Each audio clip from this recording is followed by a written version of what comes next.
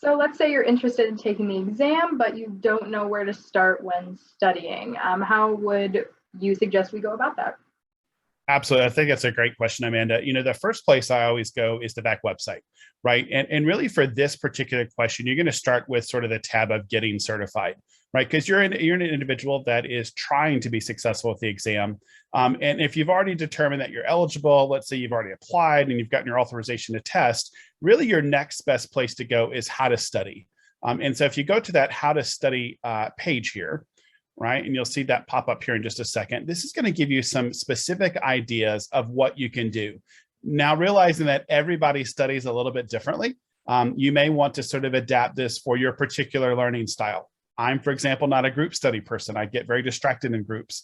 But the first thing you want to do is absolutely look at the candidate handbook, which we're going to go through here in just a second. The second area that's going to have a ton of resources is our test outline, what we call the blueprint. Right? And keep in mind that this is almost like the framework for the exam. It's going to have not only the specific types of questions and where they're coming from, but it's going to also tell you how many questions and what percentage of the exam that's going to come from. So it gives you an idea of areas that are really, really critically important to doing that. You'll also see some of the certification readiness tools that are available there to sort of figure out how ready are you to give you at least an unbiased approach to that. And then lastly, you'll see some exam reference questions in our practice questions, right? So our exam references are really the things that we pulled from in order to develop the exam. Things like the CDC guidelines or other evidence-based practices that are published in the peer-reviewed literature. And so these are literally where every single question is referenced back to. So there will be no questions that are not referenced back to those individual exam references. And our practice questions, believe it or not, are actually retired questions from our exam. So as we update the exam content every single year and look at sort of raising that bar, right, and sort of alignment with our job analysis, we do remove certain questions from the exam. And so these are questions that were on previous exams that are in the exact same type of format that you'll see on your new exam, but have simply been retired. And so it gives you an opportunity to get your mind in the right sort of mindset to say, when I go in and take this computerized exam, what types of questions will I see? How will they read? Are they more application? Are they paragraph? Are they simple recall? And so this gives you a great modality to study ahead of time. So that's where I would start. Perfect. How should I study when you're going over these materials? Yep. So let me actually pull up a different resource to answer that question. And we're going to really go to the candidate handbook. I think that that's going to be the absolute best place to start. So I'm going to switch our screen here so that our audience can see that. And again, the candidate handbook is available at no charge on the VACC website. And that website again is www.vacert.org. So the first place I'm going to go to is page 17 in that particular document. And you'll see that this is the overall content outlines. And you'll see that there's 4 total categories here. What I really like is that I get an idea of both the percentage and the total number of questions on the exam. So for example, if I look at clinical knowledge and application, which is category 1, that's a lot of the exam. That's 65% of the exam content. So 81 questions are going to come from there. Now, keep in mind that on most exams like ours, you will always see some beta questions being tested, right? Beta questions on exams do not count for or against you. So if there's a question on there and you thought, where in the world did that come from? I don't know. Don't worry, that may or may not be a beta question. So don't freak out about it. But realize that we are always testing new questions to see how they perform with our colleagues, right? To make sure that those questions are solid. The other thing that you can use this for is to determine areas that you're weak, right? Now, just looking at this page, you may say, well, I don't know what content is in there. So how would I know that? Well, the great news is if you go to the next page, you can actually see that content domain actually broken down even further.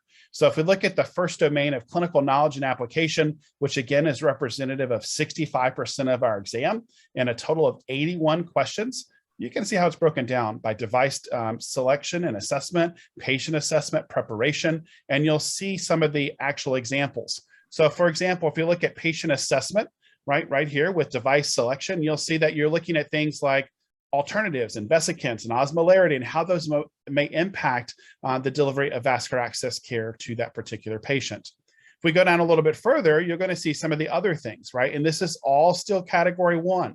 So you'll see that category 1 is a massive section that you want to spend a lot of time doing. Now, one way that you could approach this is to get out a highlighter. And I really recommend probably 3 colors, sort of green, which is I've got really good confidence in this material. Yellow is I've got sort of borderline or moderate, but I want to improve. And maybe a red or a pink, if you will. That is, I'm not so sure about this one. I need to really brush up on this. And that's actually what I did when I studied for the exam, and what I do for every single exam. And it's very, very helpful to know, where do I need to spend the bulk of my time? How much time do I need to study? I think that's a question that Amanda frequently gets is, well, how many months should I study? And the answer is that's totally up to you. I've known people that took this exam that didn't study. I've also known people that took 8 months to study. And so every person is going to be different. And we want to recognize that individuality that you're going to bring. And like I have test anxiety. And so I am somebody who really has a methodical way in which I study. I have a ritual that I do when I get to the testing center, right? Just to sort of calm my brain down. And so everybody's going to have to know what works for them. You can also get a study buddy, right? You can even reach out to those that have already passed the exam and say, hey, can you tutor me? Can you work with me on some of these areas, right? The only individuals that are sort of off limits for that process are members of the VACC board, members of the VACC staff, folks like me who have served as a consultant for VACC for a period of 2 years, and then also individuals that were previous members of the board. They cannot be part of that process for 2 years as well. And that's just because they've got obviously access to particular contents of the exam as well. So once you have that sort of content area mapped out, you can say, okay, green is areas that I've got really great confidence and I don't need to worry about those. Yellow may be areas that you've got sort of some moderate competency, as I mentioned before, but you still want to brush up. And red are areas that you don't deal with. So for myself, I don't deal a ton with neonates. More of my neonatal vascular access interventions are in emergencies. So, if I'm doing intubation or intraosseous access or something like that, but I don't place PICCs, for example, in neonates. And remember that this exam is not procedural based anyways. So that was an area that I absolutely wanted to brush up on. And I reached out to several of my neonatal pediatric experts and said, help me, right? Help me get ready for this particular part. And then the red areas are things that you've really got to focus in on pretty heavily. So let's just use an example, and I'm going to scroll down a little bit. And let's say that you're not really good at evidence-based practice. Maybe you don't look at all the guidelines as an example, or you don't really have a good interpretation of those and how those apply to implementation at the bedside. Then that's an area that you should really go back and look at. And keep in mind that the exam references are going to dictate where every single question came back from. There are no questions on the exam that can be written that are not cited, right? So they have to be cited back to a peer-reviewed source. So anytime someone authors a question, once it goes through the review process, it is vetted against that particular guideline or that reference in order to make sure that it's accurate so that there's no issue from a content integrity standpoint.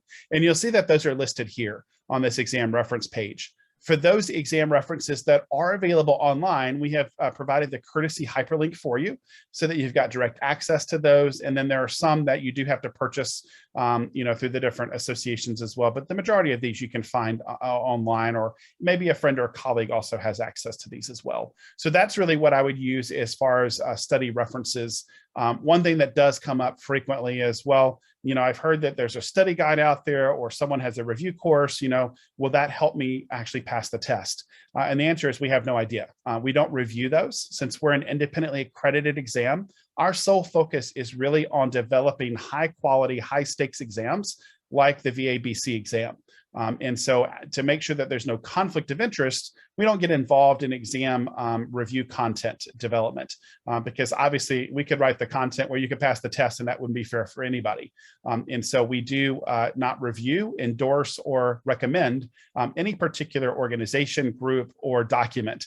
And so that would completely be something that you could do on your own. And we certainly welcome you to make those choices if that's what you want to do.